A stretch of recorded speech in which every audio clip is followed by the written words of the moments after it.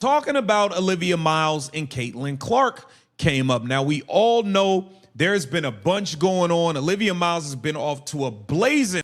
Like, with my own eyes, like, I ain't gonna lie, Caitlin Clark raw as well, too.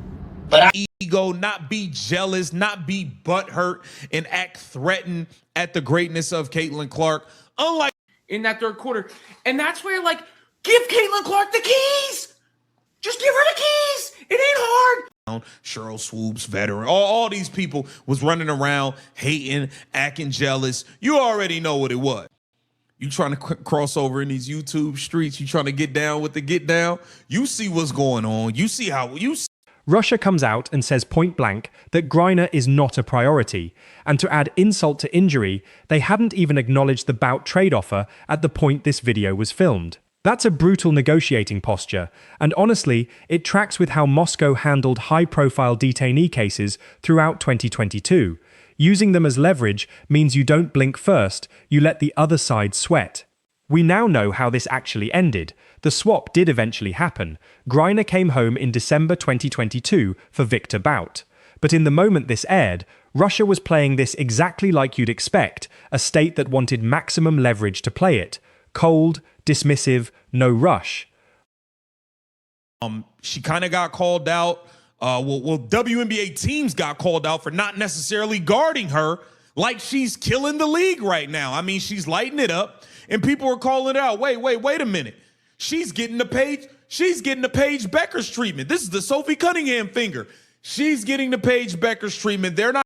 The Russian statement goes out of its way to frame this as a drug case. Quote, "We have no business being drug addicts over here." That's a deliberately loaded way to talk about a detained American athlete, and it's not subtle. This is standard state media framing you saw a lot of during that period.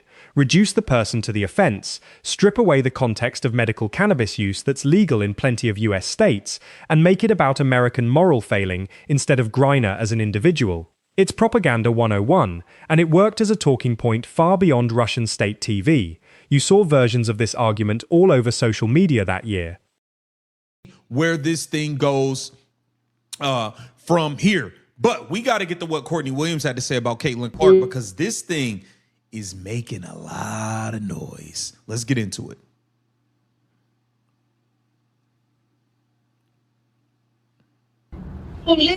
is the rawest. Not a main concern, that's the actual Russian aid headline the host is reading off, right before Putin himself says on record that her release is not imminent. When the head of state is the one saying it, that's not just posturing for domestic audiences, that's a real signal to Washington that Moscow isn't feeling pressure to move quickly.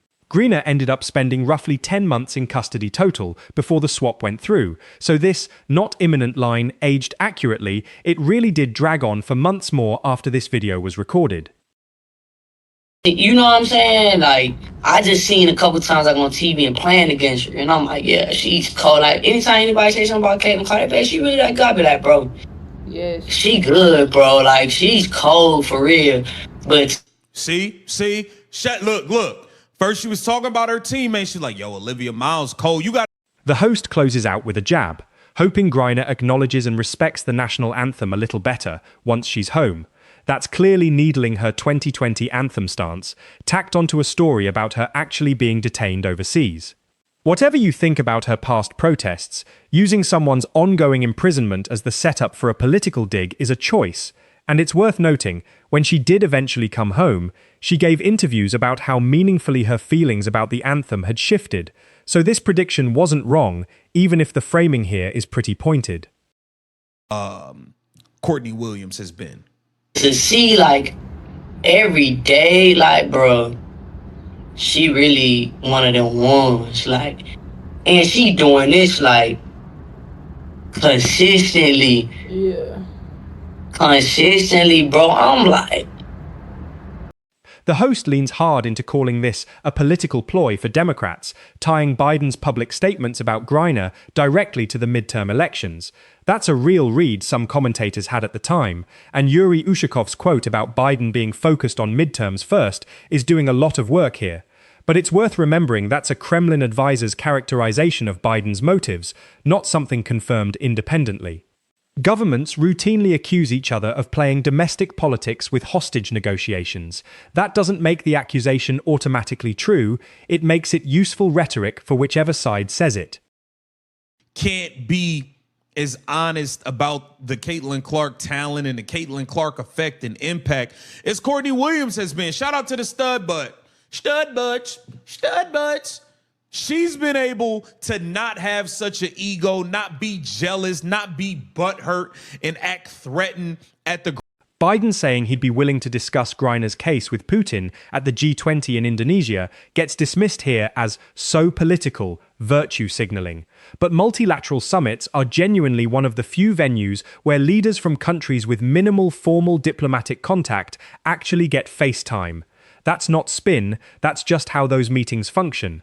Whether Biden's public framing of it was partly about optics is a fair question, but the G20 sideline meeting itself was a real, standard diplomatic tool, not an invented photo op. Clark, she different. She really like that. She's really him. You know what I mean? Now, we got more to get into. Hey, Venom been on a tear, man. Venom is pulling cards. Venom is watching everybody like a hawk. I don't know what it's gotten into. Right out of the gate, disastrous news, straight from a Putin aide. That's a strong opener, and it's grounded in something real. Russian officials really were the ones putting out these dismissive statements. The cut to Bill Richardson's optimism about her being out by year's end, and the host's on-fire joke undercutting it, sets the tone for the whole video. Hope versus the cold reality of Russian state messaging. Richardson, for what it's worth, had a long track record of hostage diplomacy work by this point, so his optimism wasn't baseless, it just turned out to be a little early. Lately, he seemed to cross over. He seemed to realize what we've realized long ago about Stephanie Bonehead. He seems to finally be coming to his senses. It's good that you finally woke up. Let's take a listen to what Robin Lundberg had to say, and then Venom had a reaction to that as well. Got going, the whole team got going, Kelsey Mitchell got going. Serious to Russia, but not serious enough to make her a priority. That line right after the "not even on the radar" callback is probably the most quietly damning moment in the whole video, because it's the host's own synthesis rather than a lifted quote, and it's actually a fair read of everything that came before it. Russia clearly wanted this story to matter enough to use as leverage, but not enough to resolve quickly. That's a pretty accurate description of how protracted hostage diplomacy usually works, and it's exactly what played out over the following months. WNBA situation. Let's get right into it. Welcome to Keep the Vision. Make sure you like, comment, subscribe, share the channel, hit that bell notification, hype the video. That'd be greatly appreciated as always. We gotta stir the pot and keep cooking. Now, Courtney Williams, one half of the stud buds. The Kremlin quote lands hard. Griner's case is not the main issue we are concerned about. Immediately after, the video cuts to Karen Jean-Pierre, saying the administration will work tirelessly every day to bring her home. Putting those two quotes back to back is genuinely sharp editing. One side downplaying urgency, the other insisting on it, and it captures the actual diplomatic stalemate of late 2022 pretty accurately, before the swap finally broke through in December. She kind of got called out. WNBA teams got called out for not necessarily guarding her like she's killing the league right now. I mean, she's lighting it up, and people are calling it out. Wait a minute. She's getting the Paige Beckers treatment. This is the Sophie Cunningham finger. She's getting the Paige Beckers treatment. They're not. The prison conditions detail, 2 showers a week, is a small concrete fact that does more work than any of the political back and forth, because it makes the stakes real instead of abstract.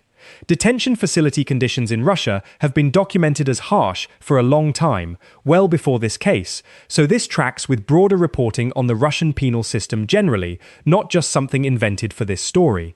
It's the kind of detail that reframes the whole video from political football back to actual human being in a difficult situation, even in a video that spends most of its runtime on the politics. Where this thing goes from here. But we got to get to what Courtney Williams had to say about Caitlin Clark, because this thing is making a lot of noise. Let's get into it.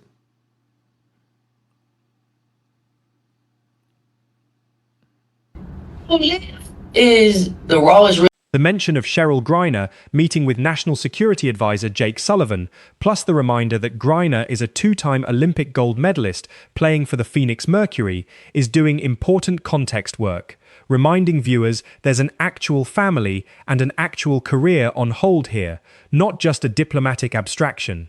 That kind of high-level White House meeting with a detainee's spouse is a real marker of how seriously the administration was treating the case internally, regardless of how the public messaging around it gets read politically.